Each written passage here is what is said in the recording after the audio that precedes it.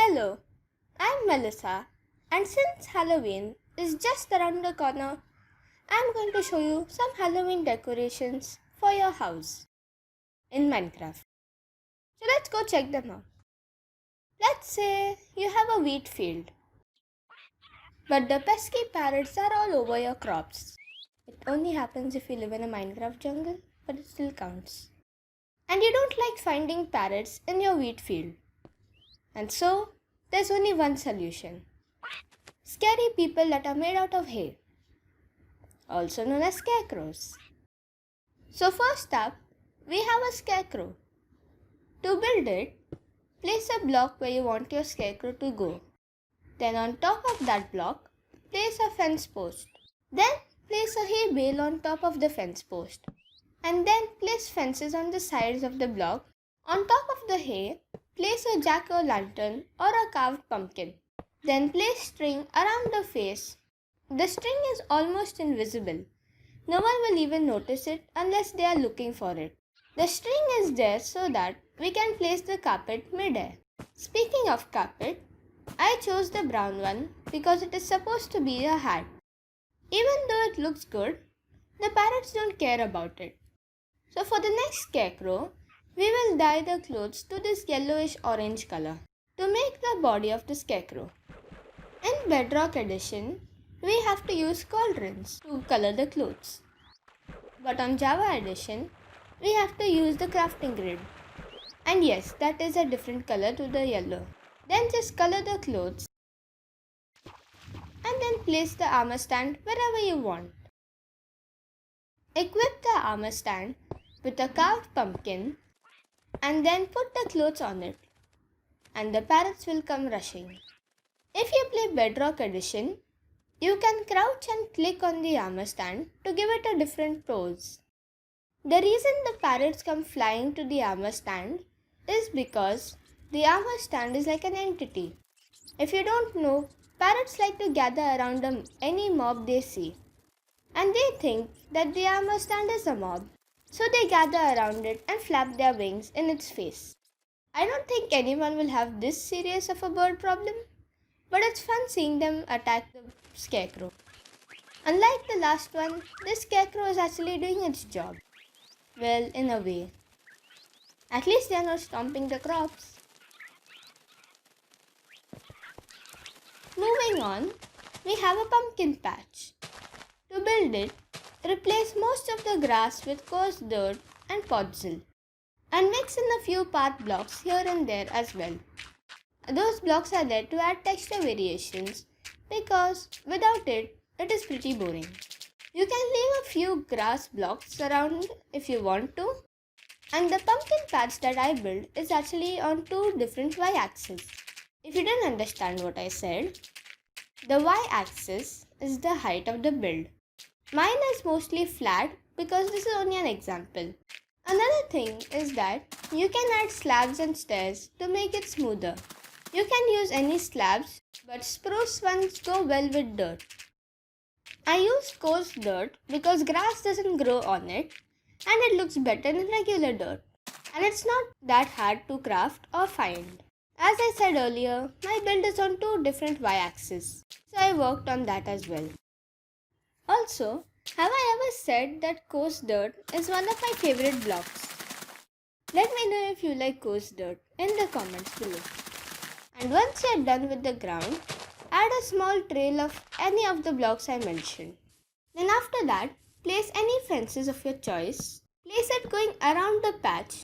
I place them randomly and then go fix them. I chose dark oak fences, but as I say, you can use anything you want.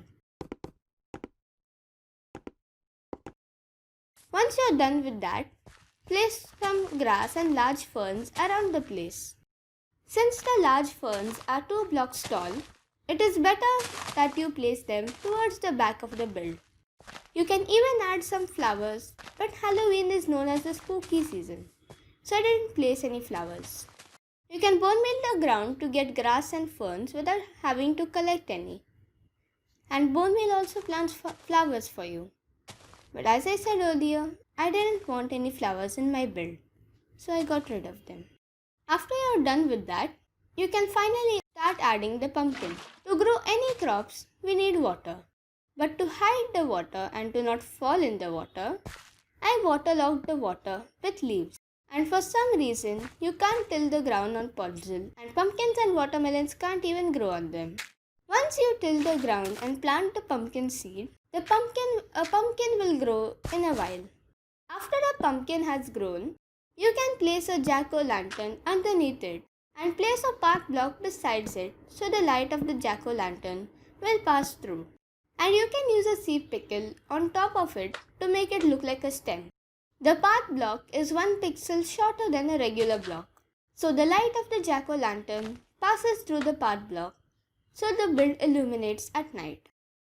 You can even add glowstone and place a brown carpet on top of it for extra light. But I feel the more gloomy and dingy the build is, the more spookier it looks.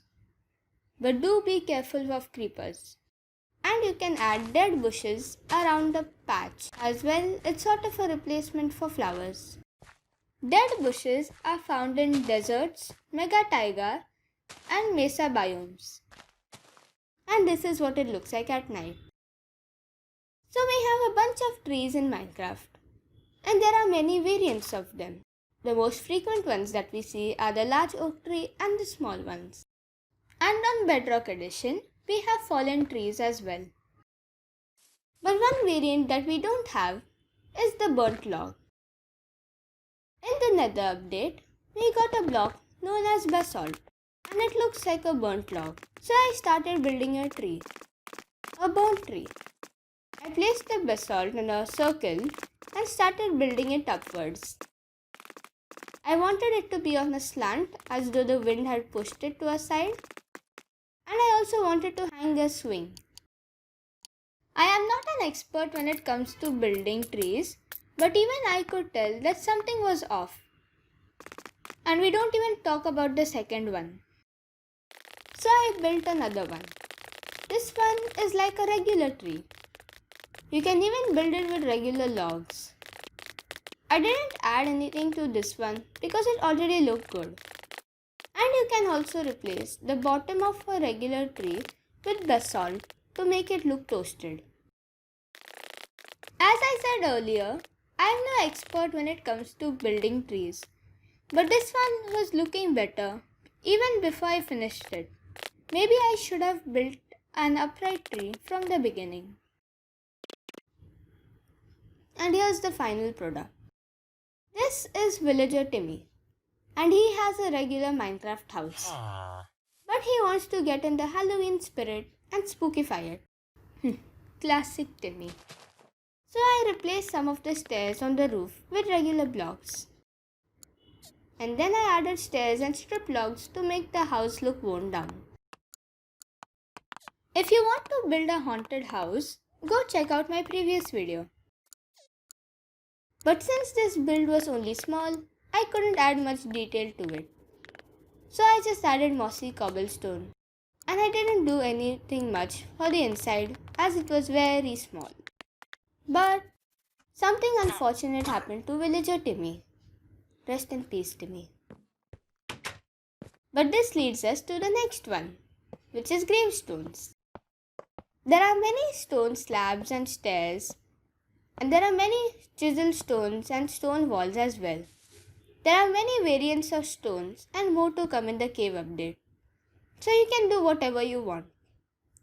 You can even add torches on them. Maybe it was your favorite villager that died. So you can add an item frame and put an emerald in it. You can use an emerald block, it was your very important villager, a VIV. And you can even add mob heads on the ground. And that's it. Let's go look at them. We have the gravestones, the worn down build, the burnt trees. We don't talk about how the first two trees look. The pumpkin patch, and the scarecrows with all the flappy flaps in the world. So that's all for today's video. I hope you enjoyed it and are inspired to build some of these spooky decorations in your world. Thank you for watching, but for now, goodbye. By the way, This scarecrow is doing an amazing job.